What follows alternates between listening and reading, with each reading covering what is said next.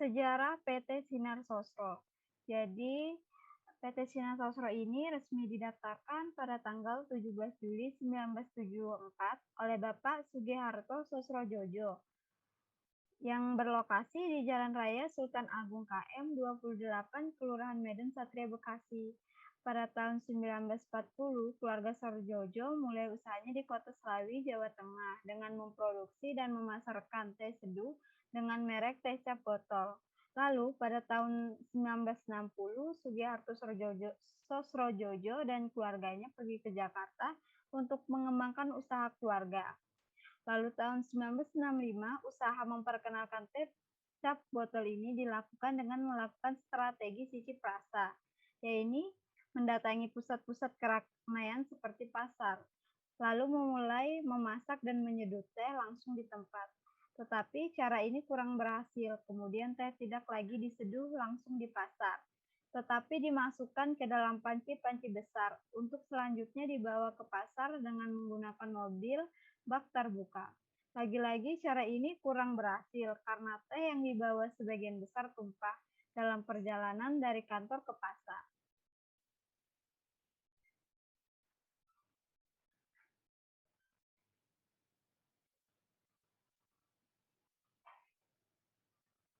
Akhirnya, secara tidak sengaja ditemukan ide untuk membuat teh yang telah diseduh di kantor dan dikemas ke dalam botol bekas kecap atau limun yang sudah dibersihkan pada tahun 1969. Muncul gagasan untuk menjual teh siap minum atau ready to drink tea dalam kemasan botol dengan nama teh botol sosro. Namun, nama tersebut diambil dari nama teh seduh teh cap botol dan nama keluarga pendiri yakni Sosrojojo. Desain yang digunakan mengalami 3 kali perubahan, yakni tahun 1969, 1972, dan 1974. Teh botol sosro hanya menggunakan bahan baku asli dan alami. PT Sinar Sosro sudah mempunyai 12 pabrik yang tersebar di seluruh Indonesia. Seiring dengan perkembangan bisnis perusahaan, maka sejak tanggal 27 November 2004, PT Sinar Sosro bernaung di bawah perusahaan induk atau disebut dengan holding company, yaitu PT Angganda Putra Rekso Mulia atau Grup Rekso.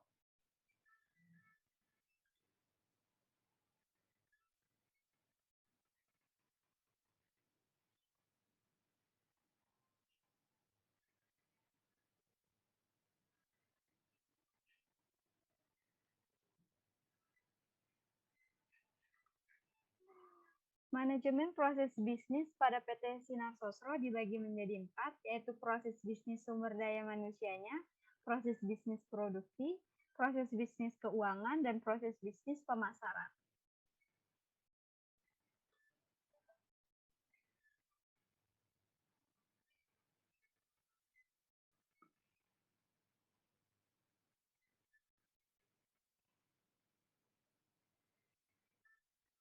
Yang pertama, ada proses bisnis sumber daya manusia. Perencanaan sumber daya manusia memperkirakan kebutuhan jumlah dan kualitas sumber daya manusia dalam organisasi. Perencanaan ini diperlukan dalam mengelola usaha, karena untuk memenuhi kebutuhan karyawan baru, akibatnya adanya pendirian cabang atau usaha baru, adanya karyawan yang keluar karena pensiun, pemutusan pekerjaan, dan hal lainnya. Pertimbangan-pertimbangan seperti relokasi, kerjasama usaha atau aliansi, dan pengembangan usaha lainnya.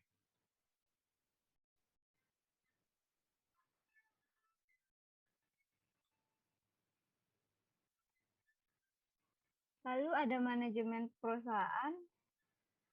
Yang pertama, manajer accounting and finances bertanggung jawab atas keuangan dan perbankan perusahaan, mengatur alur keluar masuk uang perusahaan, mengatur penggajian karyawan, menetapkan untung atau rugi dari perusahaan. Lalu ada personal general affairs, mengatur perekrutan karyawan, mengatur jadwal kerja karyawan, menetapkan gaji karyawan, mengatur hubungan dengan masyarakat, mengatur segala sesuatu tentang karyawan. Manajer isi prosedur pengendalian dokumen dan data, menetapkan sistem mutu, melakukan pengembangan produk, penciptaan produk, dan pengadaan bahan-bahan. menentukan prosedur pengendalian kalibrasi, menetapkan prosedur pengendalian produk, menetapkan prosedur penanganan, penyimpanan, pengemasan, pemeliharaan, penyerahan material dan produk.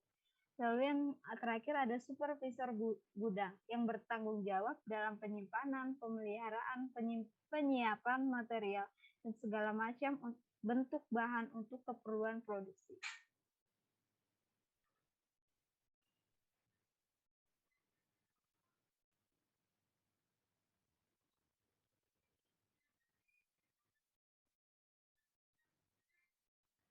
Lalu ada proses perekrutan karyawan.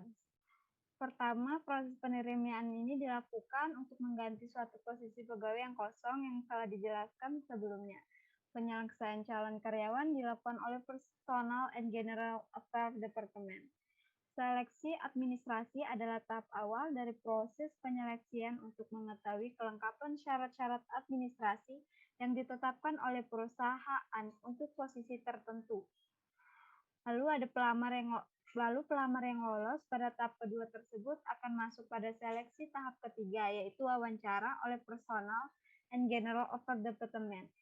Lalu pelamar tersebut akan melakukan wawancara dengan departemen yang membutuhkan. Setelah lolos, maka akan tes kesehatan, seleksi tahap akhir, yaitu wawancara dengan Personal and General Affairs Department. Masa percobaan selama 3 bulan, lalu akan menjadi karyawan tetap.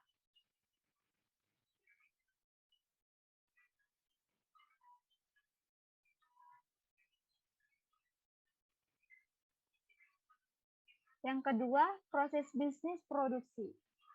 Strategi dalam pemilihan teh. PT Sinar Sosro merupakan salah satu perusahaan yang bergerak di bidang agroindustri yang memproduksi berbagai macam produk dengan menggunakan pucuk daun teh sebagai salah satu bahan baku utamanya, di mana salah satu produknya adalah teh botol Sosro. Proses produksi pembuatan. Yang pertama, memilih bahan teh hijau, gula pasir, dan air.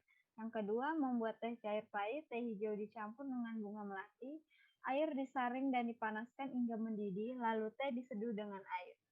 Yang ketiga, membuat teh cair manis gula dilarutkan sehingga membentuk sirup gula dan dicampur ke tangki pencampuran bersama teh cair pahit sehingga membentuk teh cair. Pemisahan botol dan kotak kosong. Botol dipisahkan dari kotak kosong dengan palletizer. Setelah itu botol dimasukkan ke mesin pencucian botol dan kotak kosong dimasukkan ke dalam mesin pencuci kotak kosong. Yang kelima, mengisi botol dan penyegelan teh dimasukkan ke dalam mesin filler dan crowner untuk siap dimasukkan ke dalam botol secara langsung dan ditutup sehingga udara luar tidak masuk. Yang keenam, pergi melalui jet printer video, tanggal kadaluarsa. Di mesin printer video jet, botol tersebut dicetak dengan kode produksi dan juga tanggal kadaluarsa.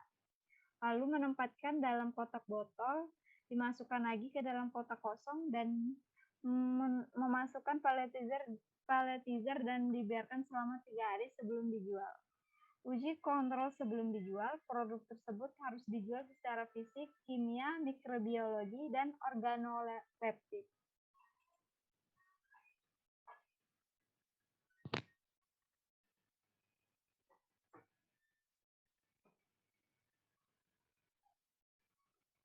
Proses bisnis keuangan. Yang ketiga ada proses bisnis keuangan.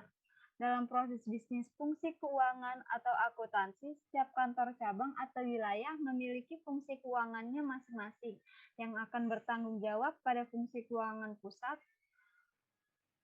Dua pokok kegiatan dan aktivitas dalam melakukan fungsi keuangan yang pertama, mulai dari pencatatan beban yang ada seperti pembelian bahan baku, biaya overhead pabrik, biaya gaji karyawan, biaya listrik, biaya air, biaya telepon, internet, peralatan, kompensasi, serta beban-beban lainnya dilakukan pencatatan secara manual dan dilakukan dengan proses reimbursement melalui bukti pembayaran atau nota yang ada. Namun, ada beberapa transaksi atau beban yang sudah dicatat dan dianggarkan sebelumnya, sehingga proses pembayaran di awal. Proses kedua ini yaitu melakukan penjurnalan ke dalam akuntansi dengan aplikasi tersendiri. yang ada pada PT Sinar Sosro, lalu akan terbentuknya laporan keuangan, dan setelah itu dilakukan audit setiap minggunya untuk meneliti serta mengevaluasi dari kinerja keuangan yang telah terjadi, sehingga dalam melakukan kebijakan dalam pengalokasian uang yang ada dapat terinci dengan baik. Dan di akhir bulan biasanya dilakukan proses pembukuan akhir, serta saldo dikembalikan ke nol dan dilakukan penganggaran untuk bulan berikut.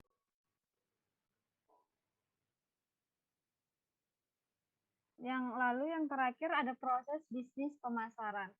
Sosro memiliki target pasar yang jelas dengan target orang yang sedang melakukan perjalanan. Sosro memandang bahwa ketika orang sedang melakukan perjalanan dan ia kehausan, pasti membutuhkan sebuah penghilang dahaga yang praktis dan mudah didapat menggunakan Enterprise Risk Planning atau ERP, manajemen pemasaran bisa dengan cepat untuk melihat data produk yang paling laku terjual dan data permintaan pasar. Dengan demikian, volume penjualan bisa benar-benar menyimbangi kebutuhan pasar dan pengiriman barang bisa dilakukan tepat pada saat barang dibutuhkan, tanpa perlu melalui masa penggudangan yang terlalu lama.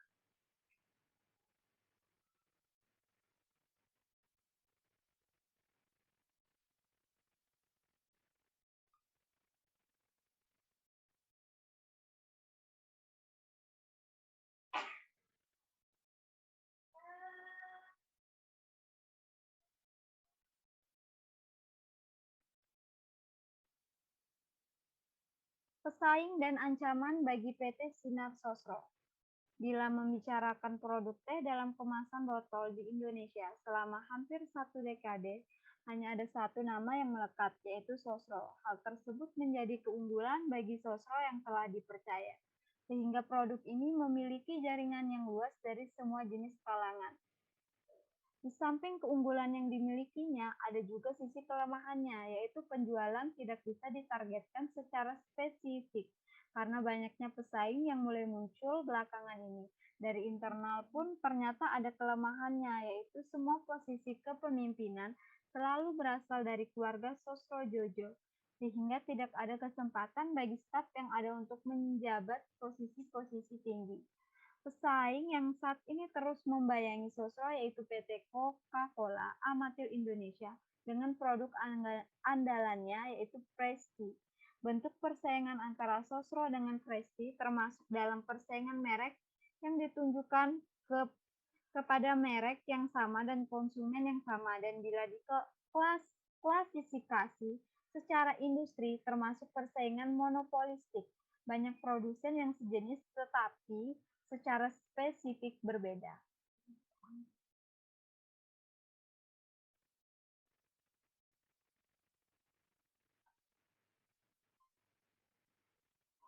Diperoleh data market share dari produk teh kemasan atau teh botol, yakni sebagian besar pasar dikuasai New Green Tea dari ABC Presiden sebesar 51,9%.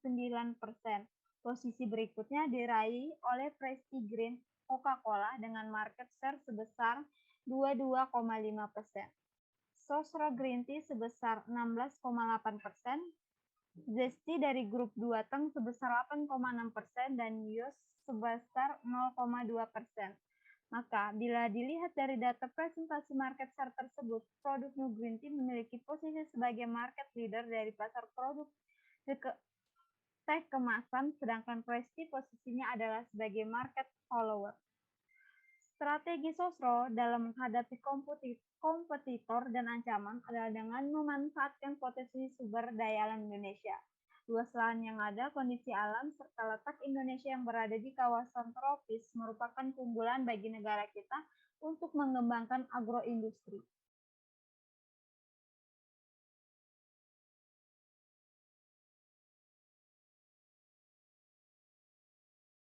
Kesimpulan, dari proses yang serba manual, Sosro menerapkan sistem informasi perusahaan terpadu berbasis teknologi informasi. Hasilnya pengambilan keputusan menjadi lebih cepat karena ditunjang oleh data, mulai dari data permintaan pasar, persediaan barang, hingga produksi yang mutakhir dan akurat.